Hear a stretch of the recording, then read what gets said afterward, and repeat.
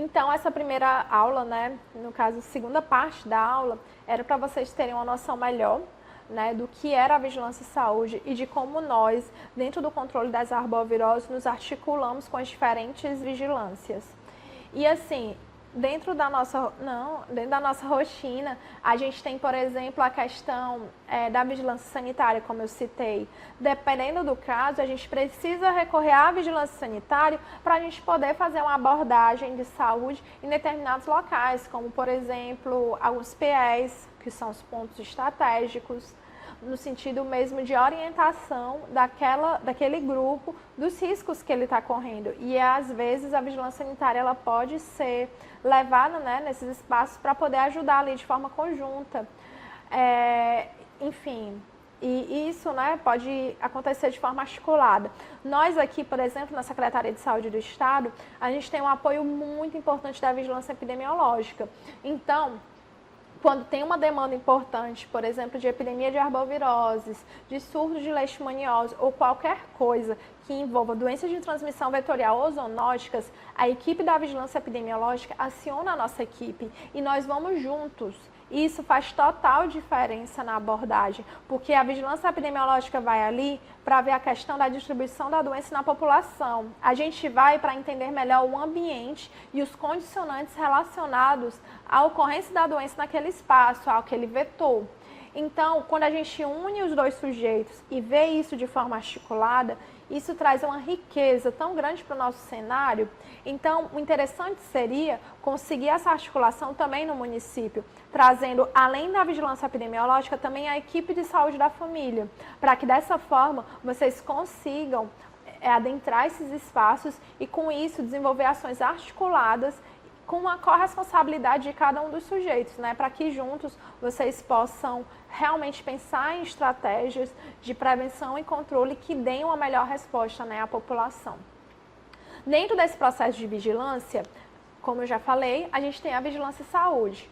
Mas no nosso caso mais específico, como eu citei, dentro da vigilância ambiental, a gente tem ali a vigilância também de endemia, de zoonoses, e tem dentro disso a chamada vigilância entomológica. Então, dentro da vigilância entomológica, a gente vai fazer um processo de monitoramento desses vetores de forma muito mais contínua, de forma muito mais ampla. Para a gente ter uma boa vigilância entomológica, a gente precisa ter um bom laboratório, a gente precisa ter uma boa identificação dos nossos vetores no nosso local de trabalho e a gente também precisa ter um bom supervisor e coordenador de endemias, que eles vão estar ali congregando os dados para que eles possam ser analisados e com isso realizadas as intervenções necessárias segundo os resultados que forem obtidos.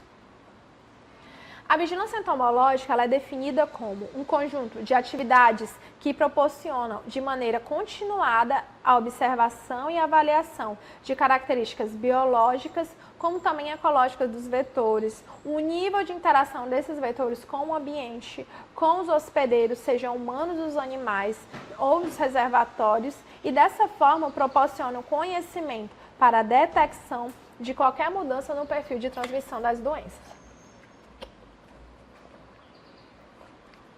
Então, assim, a gente aqui na Secretaria de Saúde do Estado realiza a vigilância entomológica de várias formas.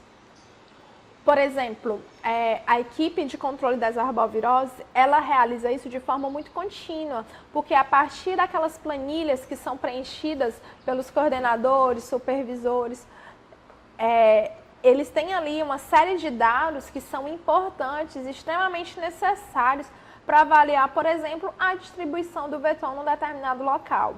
Ou se a quantidade de insetos, a quantidade de imóveis, na verdade, positivados, eles trazem um risco maior da ocorrência de arboviroses. Eu vou mostrar para vocês de forma bem detalhada como isso acontece, para que vocês vejam como o trabalho que você faz é extremamente importante. Porque o dado que tu pega lá no teu território, ele vai virar informações extremamente valiosas para que possam ser realizadas ações direcionadas de controle dessas arboviroses. Não só de controle, mas também de planejamento. As principais atribuições da vigilância entomológica é o quê? É fazer identificação taxonômica, ou seja, saber quais são as espécies que estão num determinado local e também bioecológica, entender onde eles estão distribuídos, entender também quais as características desses vetores. Outra atribuição na vigilância entomológica é detectar os indicadores entomológicos que são compatíveis com os níveis de transmissão da doença. Tudo bem, a gente tem ali as espécimes que estão distribuídas, mas como é que a gente vai fazer dados comparáveis? A gente tem indicadores que são específicos para cada um dos agravos. E para as arboviroses são os índices que a gente já conhece, que a gente vai conversar um pouco mais detalhadamente sobre o que eles são e o significado de cada um deles. Através da vigilância entomológica, a gente também detecta de forma precoce o que a gente chama de espécies exóticas. E também espécies que normalmente a gente não tinha, por exemplo, no intradomicílio que passaram a ter. E a gente também pode identificar situações ambientais e climáticas que possam favorecer a reprodução de uma determinada espécie e, com isso, a disseminação de patógenos. Eu vou dar alguns exemplos bem práticos para vocês entenderem. A gente tem um município no estado do Ceará, por exemplo, que o agente de anemias, que era o responsável também pelo laboratório, ele percebeu o momento exato da chegada do Aedes albopictus lá no seu município. E ele percebeu isso de uma forma tão clara que ele foi vendo que no início ele via apenas em alguns quarteirões, depois esses quarteirões foram aumentando, que depois chegou na zona urbana. E isso é algo extremamente importante dentro do processo de vigilância, porque até então, por exemplo, o Aedes albopictus, a gente encontra ele primariamente onde? Em zona rural. Só que cada dia mais a gente tem detectado, né, a presença desse vetor em áreas urbanas. Então, essa mudança de perfil é importante. Um outro laboratorista, colega nosso, que está fazendo trabalho, por exemplo, com as ovitrampas, lá do município de Gruaíras. Lá, eles fizeram um trabalho sensacional com as ovitrampas. E aí, dentro desse processo, ele percebeu um ovo um pouco diferente. Quando foi colocar para eclodir, adivinha só, não era Aedes, era uma outra espécie chamada Haemococcus.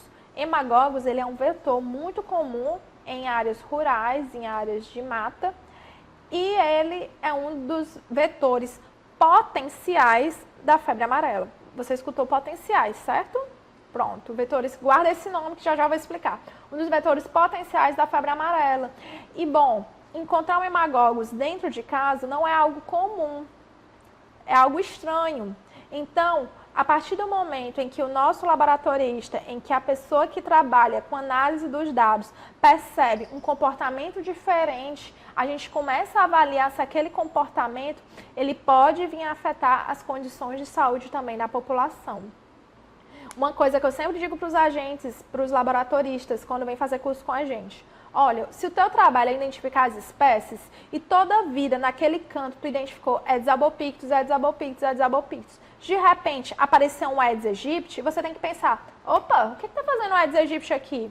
Se toda a vida tinha sempre essa outra espécie, por que agora tem essa outra?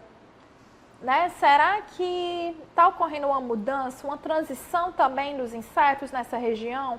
Então, isso são perguntas importantes que elas devem ser feitas sempre. E, claro, quando você não conseguir responder, você entra em contato com a gente que a gente vai tentar responder para você. O nosso trabalho não é só de quantificar. Ah, quantas casos positivas, quantos casos negativos. Não. É de avaliar também. Ué, nessa região eu não tinha Aedes e agora está aparecendo. O que será que aconteceu? Será que... Bom, começar a fazer as perguntas para tentar descobrir, né, o que possa ter levado a esse quadro, né, a essas demandas. E aí eu brinco um pouco que quem faz vigilância entomológica, ele tem que ser muito curioso e a gente às vezes dá uma de detetive, sabe? A partir dos resultados que a gente vê, a gente tenta ler, tenta descobrir o que é que possa ter causado aquela mudança de perfil. E dependendo do caso, a gente pede ajuda de outras pessoas para tentar entender melhor isso.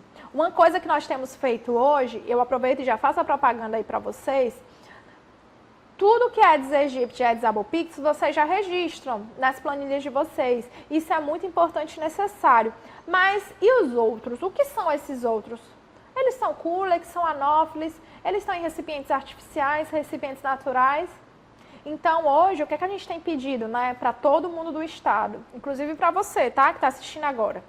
Se você encontrar espécies outros, manda para cá, manda para o nosso laboratório aqui em Fortaleza, por favor. Mesmo que seja Culex, manda para a gente poder fazer a identificação dessas espécies.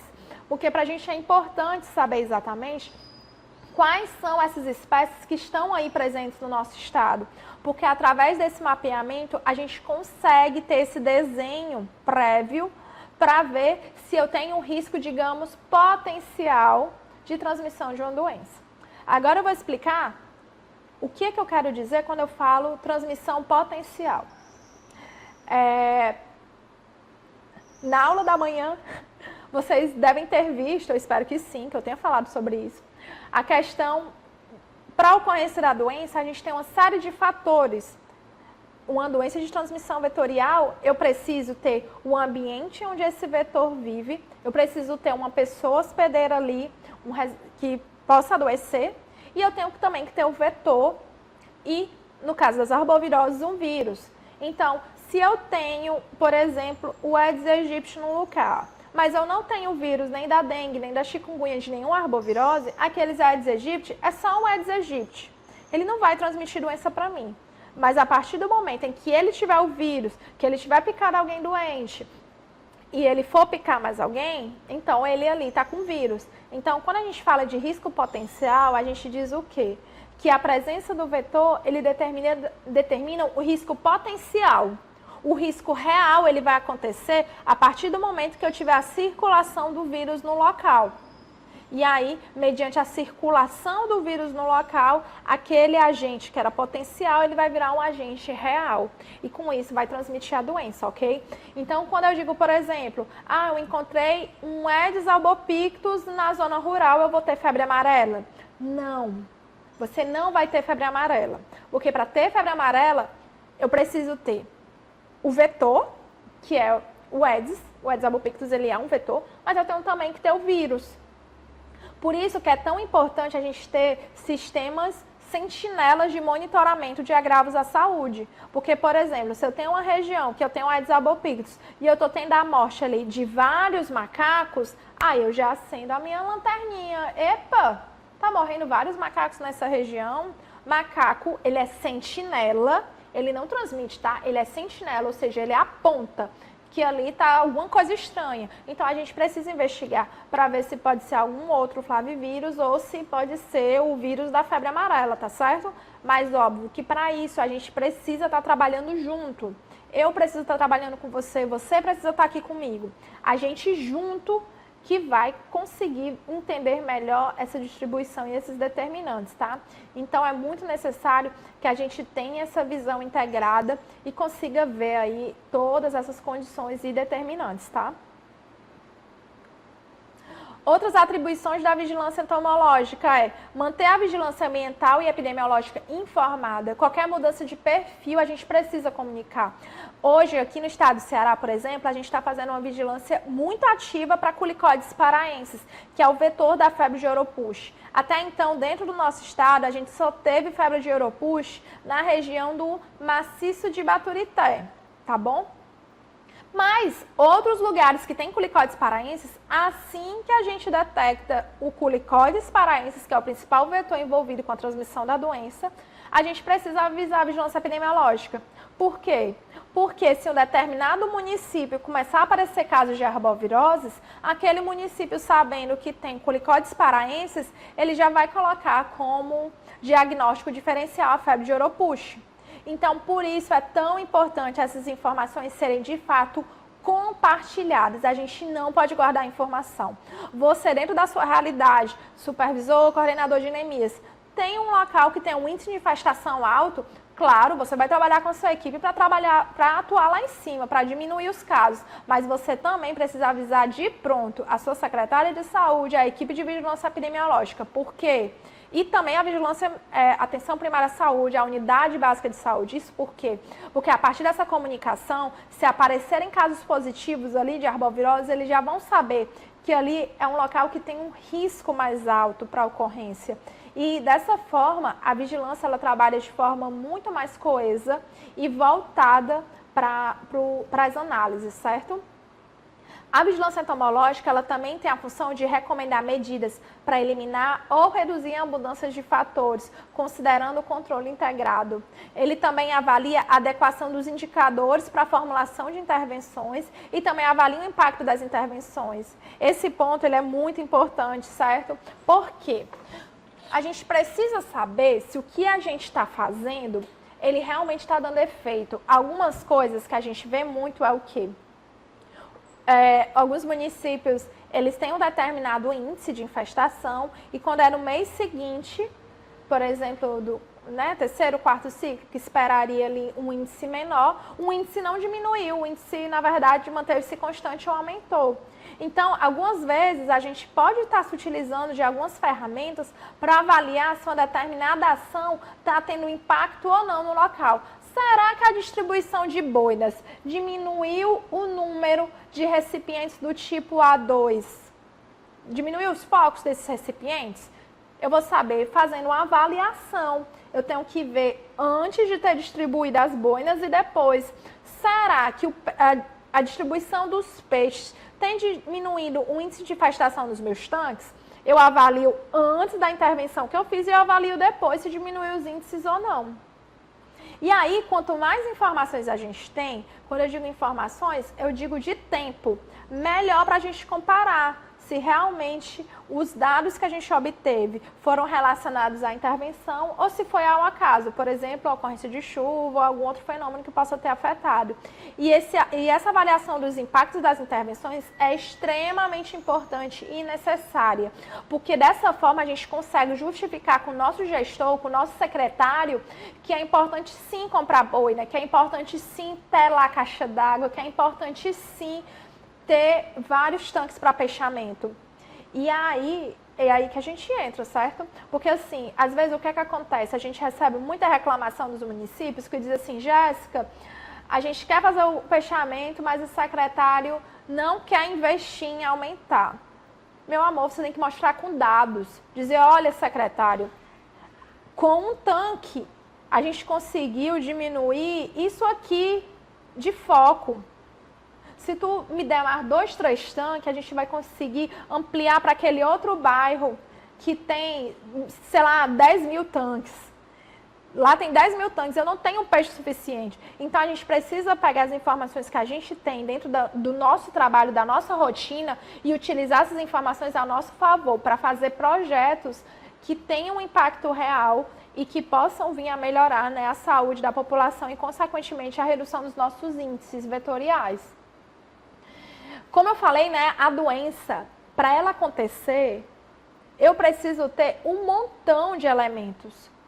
Eu preciso ter aqui, ó, o vetor na área, que a presença do vetor na área, eu digo que eu tenho ali um risco potencial da doença, por conta da presença do vetor. Eu preciso ter condições ambientais adequadas. Um exemplo básico, né, por exemplo, febre do Oropuxa aqui no estado do Ceará. A gente tem a ocorrência da febre de Oropuxa, principalmente nas regiões nas épocas que tem ali maior chuva, tá? Mas algumas vezes, por exemplo, as arboviroses, a gente tem muito no período chuvoso, mas no período seco também pode acontecer, porque ali você acaba condicionando os recipientes e com isso mantendo. E aí, isso são aspectos importantes que a gente precisa observar do ponto de vista epidemiológico. Qual a época que eu tenho mais doentes? Se eu tenho mais doentes ali no primeiro semestre, no meu período chuvoso, então eu tenho que trabalhar muito em outubro, novembro, dezembro, que é o período que eu tenho menos chuva, o período que eu tenho menos casos. Porque se eu trabalhar muito nesse período que eu tenho menos casos, eu vou diminuir meus índices no primeiro semestre. E o primeiro semestre complica por quê? Porque como está chovendo, a gente não tem como ficar visitando casa. Então, a gente sempre coloca da importância do terceiro e quarto bimestre para a questão de manter os ciclos de infestações realmente baixos, para que possa impactar principalmente ali no primeiro semestre, com a redução de casos de arboviroses, tá bom? Dentro dessa relação, nós temos também alguns animais que acabam participando ali do processo, né, seja como os reservatórios ou sejam como sentinelas, né? E, como eu falei, a gente precisa ter a presença do agente etiológico. Aqui, nessa foto, eu acho que é um fungo, mas No caso das arboviroses, a gente já sabe bem que são vírus. E eu preciso também, dentro do processo do adoecimento de um indivíduo, ter as condições inerentes à pessoa. Como eu falei anteriormente, nem todas as pessoas, por exemplo, que são infectadas pelo vírus da dengue vai desenvolver a doença. Existem fatores intrínsecos desses sujeitos que o fazem desenvolver a doença ou não. Mas é importante considerar que a ocorrência dessa doença, ela depende desse conjunto de elementos que articulados, né, eles podem vir a desenvolver ou não essa doença ou essa morbidade. Alguns aspectos importantes, né, metodológicos em relação às análises entomológicas. O equilíbrio dos vetores diante das alterações do homem se alcança através de mecanismos endógenos e exógenos, ou seja, de mecanismos do próprio vetor e de mecanismos externos ao vetor. E aí, dentro do processo de vigilância entomológica, a gente precisa de informações do ambiente. E quando a gente pega as informações do ambiente, por exemplo, a temperatura, a umidade, a pluviometria, ou seja, a ocorrência de chuvas. Outras coisas que a gente vê é a questão das adaptações das espécies, ver se essa adaptação ela envolve características morfológicas, fisiológicas e comportamentais. Então vamos lá, as principais doenças que são transmitidas por esses grupos de insetos, que eu já falei para vocês, né, os culicídios em geral, a gente tem aqui a dengue, como eu já falei, que a gente tem tanto o Aedes aegypti como o Aedes albopictus. O problema da dengue, gente, é o agravamento que pode ocorrer por conta da doença, por conta das hemorragias, né? Que se a pessoa não for devidamente hidratada, pode comprometer. Embora ali a gente tenha Aedes aegypti e Aedes albopictus como mosquito transmissor, a gente sabe que aqui no Brasil, na verdade, o Aedes albopictus ele é apenas um vetor potencial. O Aedes aegypti ele é o cargo-chefe como transmissor real, tá? Por conta de não termos testes ainda que averiguem a capacidade vetorial do Aedes albopictus de fato transmitir a doença no Brasil. Mas em outros lugares do mundo, o Aedes albopictus, onde não tem Aedes aegypti, ele é de fato implicado como vetor das arboviroses, principalmente da dengue. Uma outra doença que a gente tem é a chikungunya, que o grande problema da chikungunya é justamente a questão das sequelas que ela deixa, né, por conta dessa artrite que acaba ficando aí por um longo período. No caso da chikungunya ali, a gente tem como mosquitos transmissores tanto o Aedes aegypti como o albopictus e a Zika, que na época da síndrome congênita por Zika vírus trouxe uma grande preocupação por conta da questão da malformação. Hoje não temos mais a emergência por conta da Zika, mas ela também é uma doença de transmissão vetorial e de grande relevância. Hoje praticamente não temos mais Zika aqui no estado do Ceará, mas mesmo assim os exames com Zika eles continuam sendo realizados e monitorados, né, de forma assídua. Temos a questão da febre amarela, que em meio urbano, a febre amarela foi totalmente erradicada, só que ainda temos resquícios da febre amarela em zonas silvestres. Por isso que é tão importante fazer o monitoramento sentinela, né, através dos macacos, dos primatas não humanos, né, que a mortandade de macacos indica ali a circulação viral da doença. Isso porque os macacos, eles são muito vulneráveis. Eles morrem com muita facilidade quando expostos aos vírus.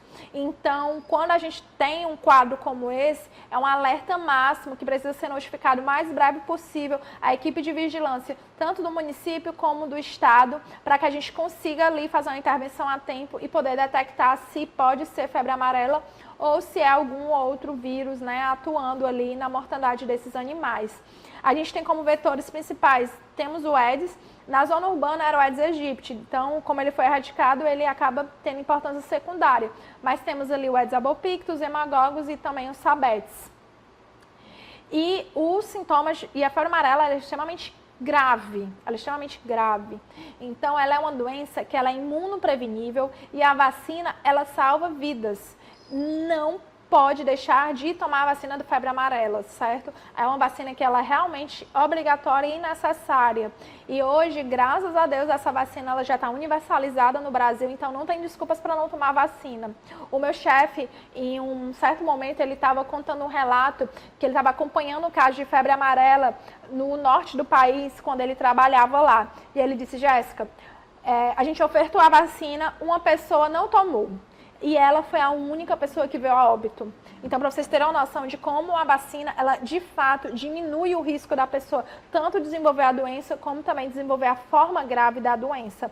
Febre amarela mata e é muito grave, mas a vacina, ela realmente evita a evolução da doença e faz com que realmente a pessoa diminua muito o risco de adoecimento. A malária, embora ela não seja uma arbovirose, aqui no Brasil ela é uma doença extremamente importante, principalmente na região norte do país, porque ela é uma doença extremamente, enfim, ela é uma doença endêmica lá. E a gente trabalha aqui, né, no nosso estado, através do monitoramento de pessoas que vêm com o quadro febril dessas regiões que tem a ocorrência da doença. E ela é uma doença que a gente também precisa fazer o monitoramento. Mas por quê? Porque nós temos os vetores, que são os anófilis, aqui no Ceará, em diversos lugares do Ceará, inclusive os vetores primários da doença. Então, por conta disso, é tão importante essa vigilância da saúde do viajante. Chegou de fora, está com sintomas de quadro febril, passou pela região amazônica ou outra região que tem ocorrência de malária, tem que fazer com urgência o exame, né? O exame da gota espessa, para que realmente a gente consiga fazer o tratamento adequado e, com isso, evitar ali a propagação da doença, já que é uma doença que a gente não tem no estado do Ceará. Os nossos casos que a gente tem hoje em dia são todos casos importados, né? Nós não temos casos autóctones aqui, né, no nosso estado.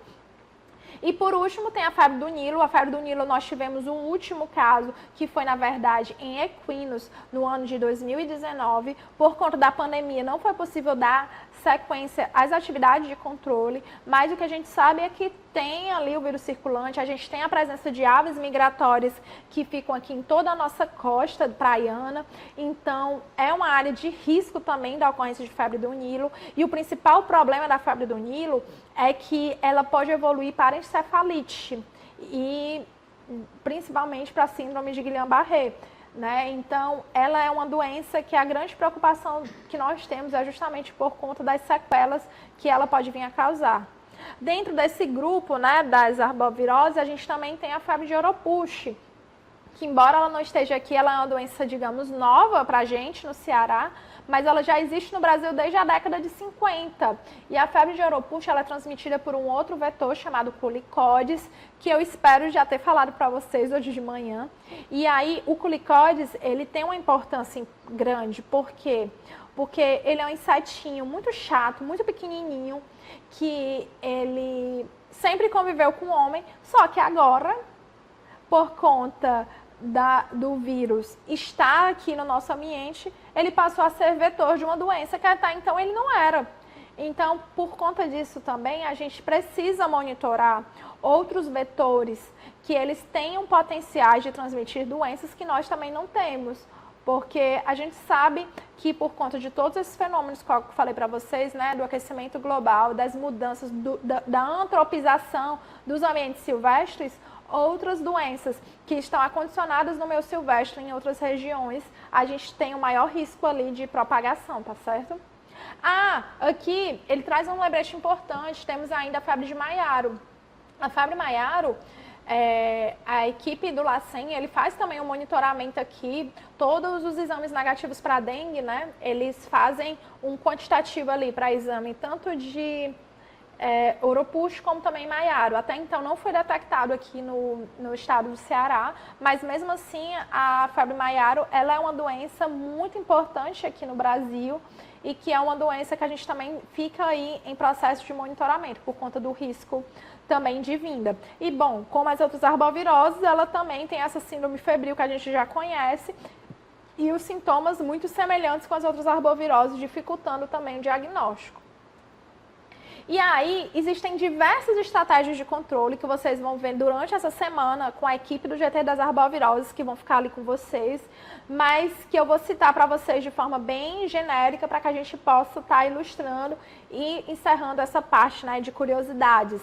Em relação ao combate dos mosquitos, a gente tem como ação principal o controle que a gente chama mecânico, ou seja, eliminar os criadores de Aedes.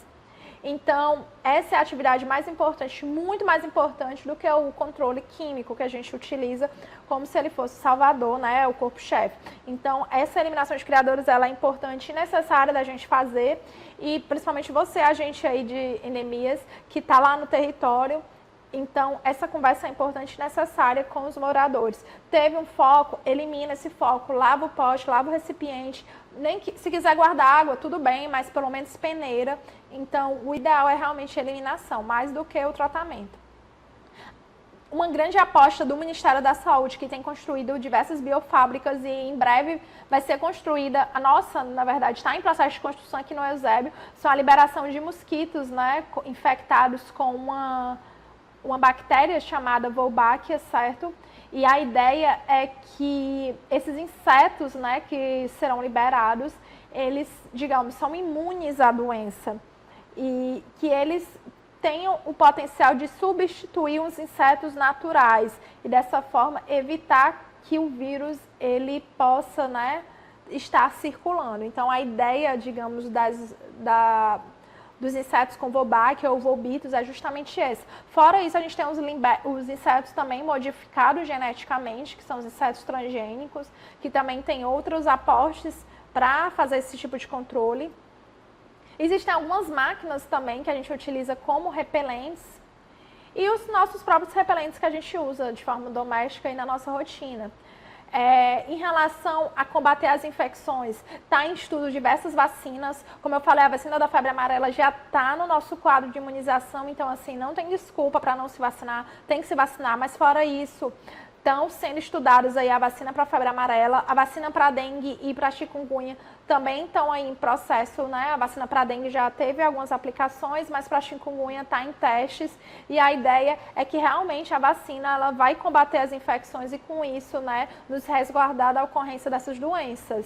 E algumas ações importantes a título de combate ao aquecimento global. A principal delas é diminuir o desmatamento, mas não só diminuir, mas promover políticas até de reparo, de avaliação de construção de empreendimentos urbanos. Tudo isso são medidas necessárias para que a gente diminua o impacto, né, do desenvolvimento, digamos assim, da qualidade de vida e com isso na maior propagação das doenças que a gente tem tido. A questão do planejamento urbano. Hoje em dia é moda você morar dentro da mata, né? Só que não é dentro da mata exatamente, é uma cidade, digamos, planejadas. Então, toda essa questão de desmatamento, de destruição de árvores nativas, colocação de outras árvores exóticas, tudo isso afeta de sobremaneira. E ele precisa ser muito pensado, né, em nível de planejamento urbano, Secretaria de Cidades, para que minimize, né, todos esses impactos e também a questão do controle do efeito estufa, que aí a gente precisa realmente de medidas globais, principalmente das grandes potências mundiais, para realmente fazer, né, ações mais direcionadas para minimizar o impacto, né, frente a esses problemas em saúde. Então, minha gente, era isso, certo? A nossa aula de hoje. Eu trouxe essa parte final mesmo como uma curiosidade para a gente pensar e refletir sobre, globalmente, né? Sobre como isso impacta a nossa vida e o que é que nós, né, podemos fazer de nível micro ali nas nossas realidades. Eu espero que vocês tenham gostado da aula de hoje. Qualquer dúvida, vocês podem voltar e assistir qualquer pedacinho da aula. Se tiver ficado algum problema, eu compartilhei com vocês o meu Instagram, tá? @veterinando no SUS. E a gente também vou estar no grupo do WhatsApp com vocês, então qualquer coisa, vocês anotem as perguntas direitinho, façam para mim depois, ou então aproveitem na sexta-feira que a gente vai estar junto de novo para a gente poder conversar, tá certo? E no mais, eu gostaria de agradecer pela paciência e atenção e a gente se encontra em breve, tá bom? Um abraço!